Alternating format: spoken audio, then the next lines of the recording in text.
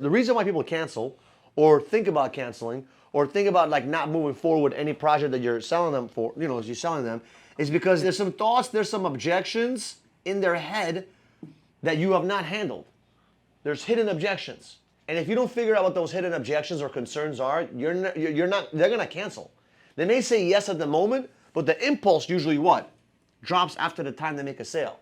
It's like when someone proposes or someone gets married, the next day like, did I make the right decision? Or when you buy a car, like, shit, did I really make the right decision? Why is that? It's because after the sale, you're like, okay, you're like, all right, did I make the right choice? Did I make the right decision, right? And that's what every human being goes through that kind of process. Not on every single thing they buy, but it happens a lot to most people, right? So you have to get good at making sure you figure out what are the hidden objections the customer may potentially have. For example, if you're gonna talk to this customer, he's gonna talk to his cousin. What is the common objection or common bullshit they talk about? In solar, it could be what? It's a few things. Roof, insurance, they got screwed, offset, double bills, someone lied. So you need to understand that those are the common objections that their friend may spew to them when you leave the house. Because who they're gonna trust? A person they just met or someone they know for 10 years? Even if they're wrong, they're still gonna believe the person they have the stronger relationship with. So it's very important to pre-frame them when you're talking to them and say, hey, when you talk to your cousin, when you talk to your uncle, there will be a situation where they might have gotten screwed in these areas, blah, blah, blah, blah, blah, blah, blah, blah.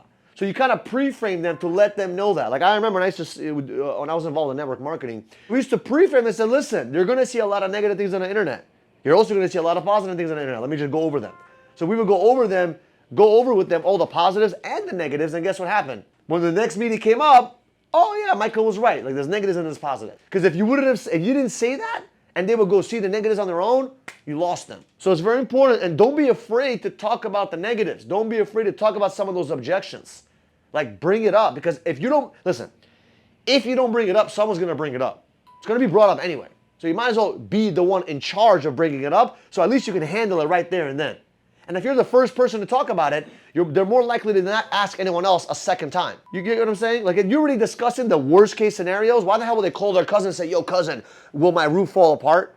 Because you already handled that objection already, right? So that's really important. So if you do that, you'll have a higher chance of having a good stick rate. Next, don't leave the house if they have any doubts, okay? You cannot leave the house if they have any doubts, and you can feel the doubts, right or wrong.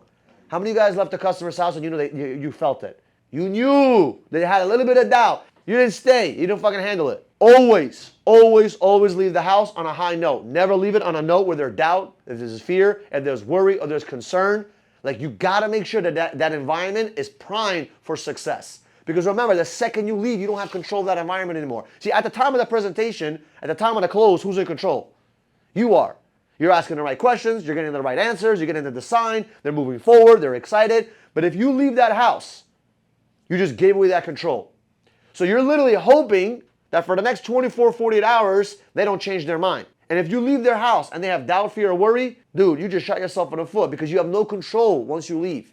You don't want to play defense because the next day when they call your ass, what happens? Defense. You don't want to play defense, you want offense. This is an offensive game, right? Be on the offensive game.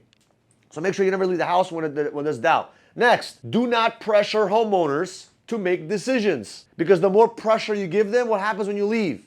They start questioning their decision-making process. Like, wait a minute, this guy just pressured me to do this. I don't want to do this. Don't soft close. I never tell a customer you can cancel. I don't do that. Soft close is like, hey, listen, don't worry, sign the docs. In 3 days, if you don't like it, you call me and cancel. What? I need a commitment, bro. If they can't make a commitment, then what the hell? Now, you could give a guarantee. You could talk about guarantee. Listen, for whatever reason, if everything I said that was incorrect, this paper is null and voided. You could say that. But I do not give them the option to cancel. So you have 3 days, obviously, Mr. Customer, you're making a decision today, you're making a commitment today. For whatever reason, if you change your mind, for whatever reason, if I lied to you, for whatever reason you feel uncomfortable, you have 3 business days to make a decision and say, you know what, I don't want to do this. But I already know you're not going to make that decision because I know for a fact that you want to do this. So I give them that opportunity. It's like a guarantee close, but I say, oh, you're not making that decision. Versus saying, hey, try this out for 3 days and let me know. No, bro. If you want to have a good stick rate, don't do soft closes. And also, don't pressure customers to make decisions when they're not ready to make a decision. You can help them and guide them, but you know when you're pressuring them to the point where it's like, they're going to cancel. You guys know what I'm talking about? Yeah. Some guys just want to get that deal. I don't care about that deal. I want the deal to actually get installed because you don't get paid for deals. You get paid for installations. And that's with any product. You know what I'm talking about, different types of pressure. The pressure where you're like breaking their arm and they have no choice to do it, or the pressure where it's kind of like good pressure, like come on, let's do it, you know? Next, call them out and ask them, Mr. Customer, will there be any reason you would change your mind about going solo over the next couple of days? Some people are afraid of asking that. How many of you guys are afraid of asking that?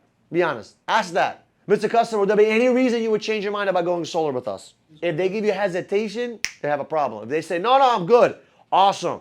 Just want to make sure, because the way I do business, sir, is I want to make sure you're 100% good to go, because we're going to start the process right away. It's a commitment. That's it. There's no backing out. If they had reservations, they would say something. Next, always, always, always, always, I don't care if it's Saturday, Sunday, Monday, Tuesday, holiday, schmoliday, always what? Next day you do what? Bang out a fucking phone call. All you do is say, hey, I got some great news for you. I just spoke to the team. The engineers are about to look at the design. They're about to start working on that. We're going to set up that site server as soon as possible. I spoke to the team. Everything looked good in the paperwork. Something positive.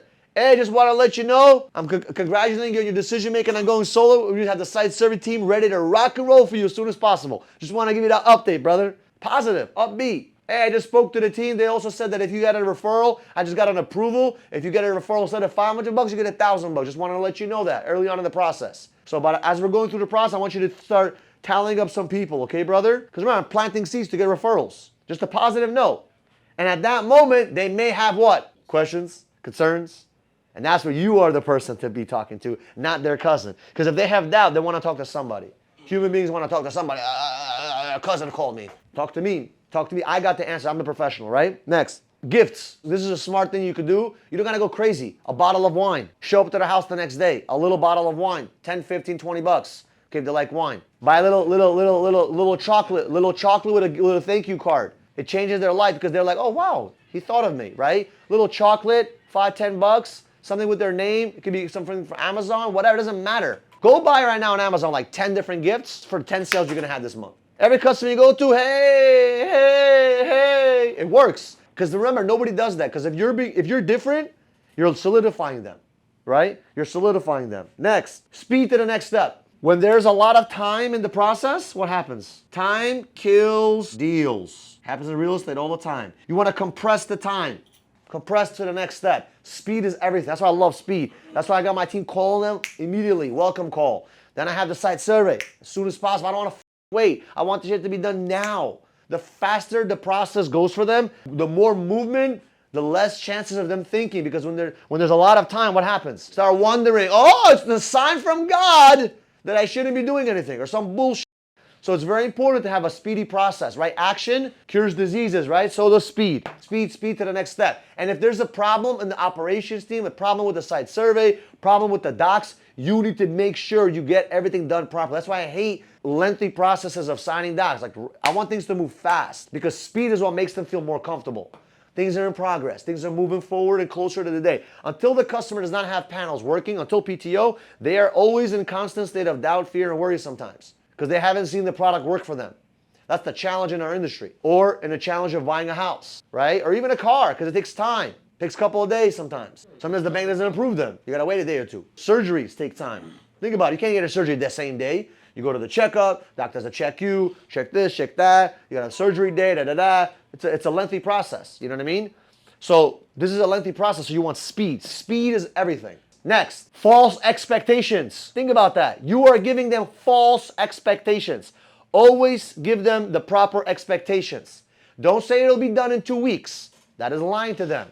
But give them the worst case expectations and then give them the best case expectations. Give them that window. For example, I had a customer site survey this weekend, right? I told them, listen, they told me they're gonna be there at 12. You know what I told the customer? They'll be there between 11 and 1. So he doesn't get mad. Most customers, if they're normal, 12 o'clock, I would have told him. But he's like one of those sticklers. I'm like, all right, 11 to 1. If he's a real stickler, they're gonna be there between 10 and 2. Just in case the guy shows up 10 minutes late. It's always about having what? Proper expectations. Expectations is everything. Always give them the proper expectations. Always talk about the next steps. Always talk about this is what's gonna happen. And when things happen the way you say they're gonna happen, you're building trust. Like, okay, he's right. Okay, makes sense. Okay, and they feel comfortable about the process. If you like this kind of content, do me a favor and subscribe to the channel. We'll see you guys in the next video.